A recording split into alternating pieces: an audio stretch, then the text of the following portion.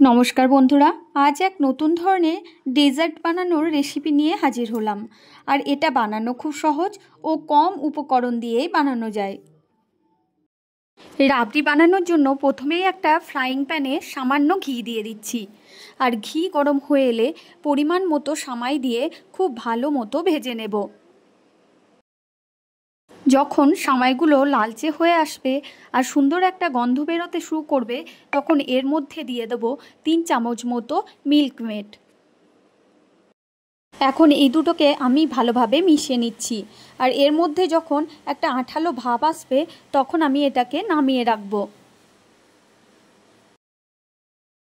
এখন আমি এরকম একটা বাটির মধ্যে সামাইয়ের মিশ্রণটিকে নিয়ে হাতের সাহায্যে চারদিক থেকে প্রেস করে বাটি শেপ দিচ্ছি।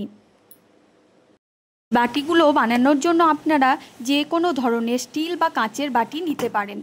তবে কটুরিগুলো বানাবার জন্য যেই বাটি ব্যবহার করবেন সেই বাটির মাপেই সামাই নিয়ে নেবেন।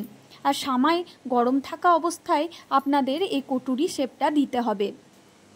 আর এটা বানাতে আপনাদের কোনো অসুবিধে হবে না। ঠিক এভাবে সমস্ত কটুরি বা বাটিগুলো বানিয়ে নিয়ে ফ্রিজের মধ্যে আমি রেখে দিচ্ছি 20 মিনিট মতো সেট হওয়ার জন্য। আপনারা কিন্তু এটাকে ভুলেও ডিপ ফ্রিজে রাখবেন না। এরপর রাবড়ি বানিয়ে নেব। তার জন্য আমি আধা লিটার দুধকে খুব ভালো মতো জাল করে নেব। দুধটা আমরা অনবরত এভাবে নাড়তে থাকবো। এখন দুধটা অর্ধেক হয়ে এসেছে। এবার আমি এর মধ্যে দিয়ে দেব পরিমাণ মতো চিনি। এবার চিনি দেওয়ার পর দুধটাকে আমি অনবরত নাড়তে থাকবো। 10 মিনিট পর দুধটা অনেকটাই গাঢ় হয়ে এসেছে। এবার এটাকে আমি নামিয়ে রাখছি। এখন আমাদের রাবড়ি তৈরি হয়ে এসেছে। এবার ফ্রিজ থেকে কাঁচের বাটিগুলো বের করে আমি কটুরিগুলোকে ডিমোল্ড করে নিচ্ছি। দেখুন কটুরিগুলো কত সহজেই ডিমোল্ড হয়ে যাচ্ছে। কোনো ভয় নেই, আপনারা খুব সহজেই এটা বানিয়ে ফেলতে পারবেন। আর জিনিসটা দেখতেও খুব অসাধারণ হয়, খেতেও খুব সুন্দর লাগে।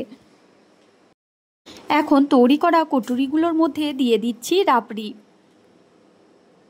এখানে রাবড়িটা আমি পুরো বাটি ভর্তি করে দেব না, তাতে জিনিসটা একদমই ভালো লাগবে না। এখন সমস্ত বাটির মধ্যে রাবড়ি দেওয়া হয়ে গেলে আমি এটা ডেকোরেশনের জন্য উপর থেকে দিয়ে দিচ্ছি সামান্য ড্রাই ফ্রুট। আর দেখার সৌন্দর্যতার জন্য মাঝে একটু ফুড কালার দিয়ে রাবড়ি পরিবেশন করছি। এই রেসিপিটি ভালো লেগে থাকলে ভিডিওটিকে লাইক ও শেয়ার ও চ্যানেলটিকে সাবস্ক্রাইব করে দেবেন। ধন্যবাদ।